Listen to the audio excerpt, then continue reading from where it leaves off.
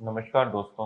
आज हम पुरुषों की एक बहुत ही महत्वपूर्ण सर्जरी, जिसे कि सरकमसिजन कहते हैं, उसके बारे में डिस्कस करेंगे। मैं डॉक्टर चिराग गुप्ता, यूरो एंड्रोलॉजिस्ट, जयपुर में प्रैक्टिस करता हूं और आज आपसे डिस्कस करूंगा कि सरकमसिजन क्या होता है, उसके क्या-क्या सर्जिकल प्रोसीजर्स होते हैं, उसे पेनलेस बनाना कैसे संभव है और उसमें क्या रिकवरी लगती है। तो दोस्तों, सरकमसिजन एक बहुत ही महत्वपूर्ण सर्जरी है, क्योंकि पेशेंट कई बार फाइमोसिस यानी कि जो प्रीप्यूस है, जो पीनिस की आगे की चमड़ी है, उसके मुंह के छोटे होने के लिए करवाता है। ये कई बार कंजेनाइटल हो सकता है, कई बार डायबिटीज की वजह से जो चमड़ी का साइज है वो छोटा हो जाता है, तो कई बार ये बार बार चोट लगने से या इन्फेक्शन की वजह से भी छोटा हो जाता है। अगर फाइमोसिस है तो सरकमसिजन मेडिकली प्रूवन बेनिफिट प्रोवाइड करता है, जिसमें कि यूरिन के आसपास जो ग्लैंड्स है उसके आसपास होने वाले सीक्रीशंस के कलेक्शन का ना होना तथा ग्लैंड्स के आसपास इन्फेक्शन का कम होना बहुत ही इम्पोर्टेंट है। बिना सर्कमसिजन अगर फाइमोसिस के साथ ही रहा जाता है तो जो इन्फेक्शन है वो वहाँ पे जमा रहेगा, क्लीनिंग प्रॉपरली ग्लैंड्स की नहीं हो पाएगी और इसके कारण वहाँ पे क्रोनिक इन्फेक्शन और कई बार कैंसर की भी संभावना हो जाती है। सर्कमसिजन इस सिचुएशन में, जिसमें कि फाइमोसिस या टाइट फाइमोसिस हो जाता है, कराना अनिवार्य है, इसको अवॉइड नहीं किया जा सकता। इसके अलावा सर्कमसिजन की कुछ और भी इंडिकेशंस हैं, जिसमें कि पेशेंट को अगर प्री मैच्योर इजैकुलेशन है और वो दवाइयों से भी नहीं ट्रीट हो रहा है, तो सर्कमसिजन किया जा सकता है, जिससे कि कई रिसर्चेस में बताया गया है कि प्रूवन बेनिफिट होता है। कई लोग सर्कमसिजन कॉस्मेटिक अपीयरेंस के लिए भी करवाते हैं और यह भी एक इम्पॉर्टेंट और कॉमन इंडिकेशन बन गया है, जिसमें कि ग्लैंड्स के ऊपर की पूरी स्किन जो कि उसको कवर करती है वो हटा दी जाती है और ग्लैंड्स बाहर आ जाता है और पीनिस का अपीयरेंस चेंज हो जाता है, जो कि कुछ लोगों को पसंद रहता है। इस सर्जरी को आइदर नॉर्मल सूचर वाली टेक्निक से या स्टेपलर से या फिर लेजर से किया जा सकता है। पेशेंट अपने डॉक्टर से ये तीनों ही सर्जरीज के बारे में जानकारी ले सकते हैं। जो सूचर वाली सर्जरी होती है, जिसमें कि टाँके लगाए जाते हैं, वह सर्जरी बहुत ही कॉमन है, बहुत पुरानी है और टाइम टेस्टेड है। इसको कई बार किया जा चुका है और उसके रिजल्ट्स देखे जा चुके हैं। उसमें पूरे के पूरे पीनिस की जो स्किन है, ऊपर की ग्लैंड्स के ऊपर की जो स्किन है उसको कट कर दिया जाता है तथा जो अंदर की इनर म्यूकोजा होती है उसको, जो बची हुई शाफ्ट की स्किन होती है, उससे सूचर कर दिया जाता है। दूसरा तरीका है स्टेपलर सर्कमसिजन का, जिसमें कि एक स्टेपलर की मदद से पूरी की पूरी जो ऊपर की स्किन है उसको काट दिया जाता है और यह एक सूचरलेस सर्जरी होती है। इसमें स्टेपलर्स का यूज होता है।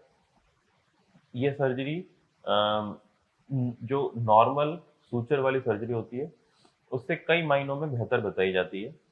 एक तो इसमें समय कम लगता है, इसलिए पेशेंट को दर्द का अनुभव कम होता है। समय कम लगता है इसलिए इन्फेक्शन के चांसेस भी कम है। सूचरिंग में जो समय लगता है उससे कई बार उसमें कटिंग में और सूचरिंग में ब्लीडिंग होती है, इसमें ब्लीडिंग के चांसेस भी बहुत कम है। रिकवरी फास्ट हो जाती है, क्योंकि जब ब्लीडिंग नहीं है, जब समय कम लग रहा है, जब इन्फेक्शन के चांसेस कम है, तो स्वेलिंग भी कम आती है और पेशेंट की रिकवरी जल्दी हो जाती है। इसके अलावा जो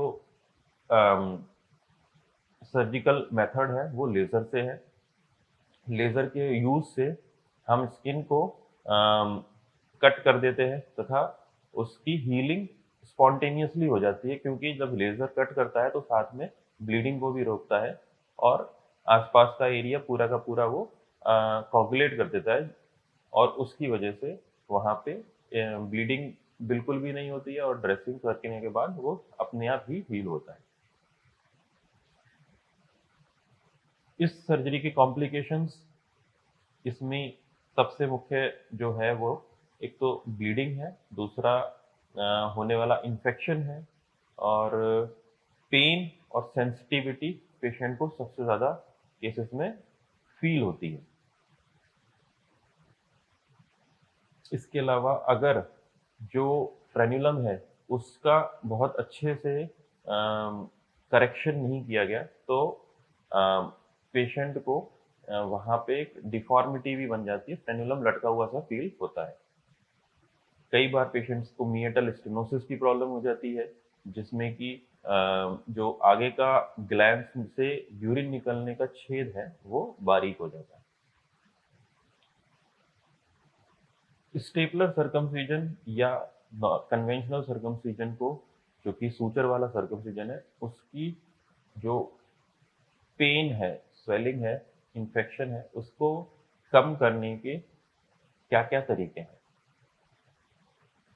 अगर हम सर्जरी प्लान कर रहे हैं तो सर्जरी पेनलेस हो, उसी से हमारा जो फोबिया है वो खत्म हो जाता है। किसी भी वक्त अगर पेन शुरू होता है तो पेशेंट को एक साइकिल बन जाती है, थोड़ा सा भी पेन होने पे उसे घबराहट फील होती है और वो एंजाइटी होने लगती है। इसीलिए हम अपने सेंटर पे इस सर्जरी से पहले सरफेस एनेस्थीसिया दे देते हैं और सर्जरी के दौरान लोकल इन्फिल्ट्रेटिव एनेस्थीसिया से पूरा रिंग ब्लॉक करके और कंप्लीटली पेनलेस सर्जरी प्रोवाइड करते हैं। इस सर्जरी में स्टेपलर का यूज़ करते हैं, जो कि मात्र 30 सेकंड में पूरी स्किन को रिमूव कर देता है, और सिंपल 5 स्टेप्स जो कि 30 सेकंड में कंप्लीट हो जाते हैं, उससे पेशेंट की सर्जरी पूरी हो जाती है। ऑपरेशन के बाद तुरंत ही हम पेशेंट को पेन किलर मेडिकेशन दे देते हैं, जिससे कि जब तक सरफेस एनेस्थीसिया और लोकल एनेस्थीसिया का इफेक्ट जाएगा, पेशेंट की टैबलेट्स उसका पेन कंट्रोल कर लेंगी और पेशेंट को पोस्ट ऑपरेटिव पीरियड में भी पेन का कोई अनुभव नहीं होगा। जो ड्रेसिंग देते हैं वो थोड़ी टाइट देते हैं, जिससे कि स्वेलिंग बिल्कुल भी नहीं आती है, और स्वेलिंग ना होने के कारण पेशेंट को कोई इन्फेक्शन भी नहीं होता है। तो तीनों ही जो मेजर इश्यूज होते हैं पोस्ट ऑपरेटिव पीरियड के, उसको हम बहुत ही आसानी से पेशेंट के लिए टैकल कर लेते हैं। और हमारे यहाँ के जो पेशेंट्स हैं वो इस सर्जरी के बाद तुरंत नेक्स्ट डे ही अपने वर्क से पे जा सकते हैं। ये एक डे केयर प्रोसीजर है, जिसके के लिए पेशेंट को 1 से 1.5 घंटे सिर्फ हॉस्पिटल में रहना पड़ता है। 30 सेकंड का पीरियड उसको सर्जरी में लगता है, और कॉस्मेटिकली बहुत ही अच्छे रिजल्ट्स मिलते हैं। तो दोस्तों, आज हमने जाना कि जो पुरुषों की सबसे कॉमन सर्जरी है और जो सबसे इम्पोर्टेंट सर्जरी है सर्कमसिजन, उसको किस तरीके से पेनलेस, स्वेलिंगलेस और इन्फेक्शनलेस बनाया जा सकता है। मैं आशा करता हूँ इस वीडियो से आपको सर्कमसिजन से रिलेटेड जो भी फोबिया है, जो डर है, उससे उसको हटाने में हेल्प मिलेगी। और अगर इस सर्जरी से रिलेटेड आपको कोई भी हेल्प मुझसे चाहिए तो आप मुझसे संपर्क कर सकते हैं। धन्यवाद।